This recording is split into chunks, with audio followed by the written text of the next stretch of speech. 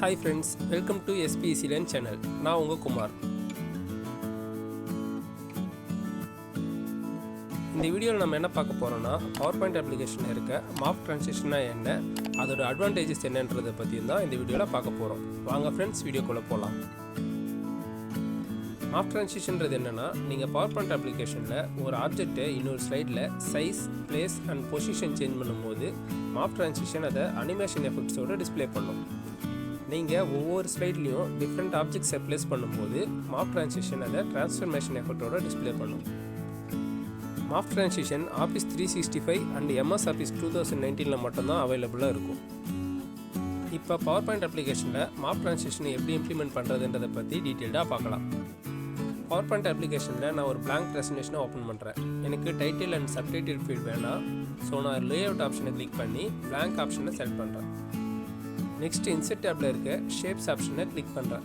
Rectangles டேப்பில் first ஒன்று இருக்க ஷேப்பை செலக்ட் பண்ணி ஒரு ஸ்கொயர் ஷேப்பை நான் இன்செர்ட் பண்ணுறேன். இப்போ இந்த ஸ்லைடை நான் டூப்ளிகேட் பண்ணுறேன்.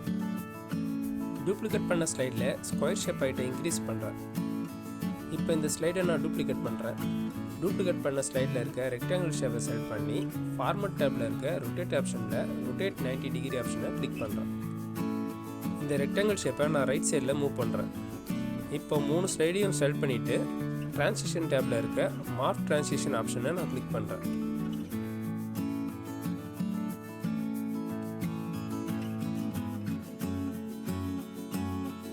இப்போ மார்ஃப் ட்ரான்சிஷனில் ட்ரான்ஸ்ஃபர்மேஷன் எஃபெக்டை எப்படி இம்ப்ளிமெண்ட் பண்ணலான்னு பார்க்கலாம்.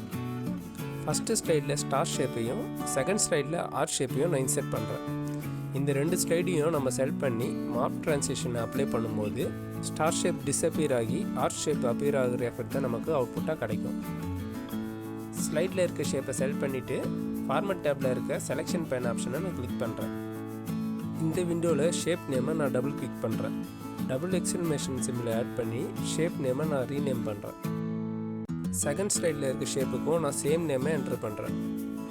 நம்ம 2 ஸ்லைடில் இருக்க ஆப்ஜெக்ட்ஸுக்கும் டபுள் எக்ஸ்க்ளமேஷன் அண்ட் சேம் நேமை என்டர் பண்ணும்போது தான் மார்ஃப் ட்ரான்சிஷனில் ட்ரான்ஸ்ஃபர்மேஷன் எஃபெக்ட் நமக்கு எக்ஸிக்யூட் ஆகும்.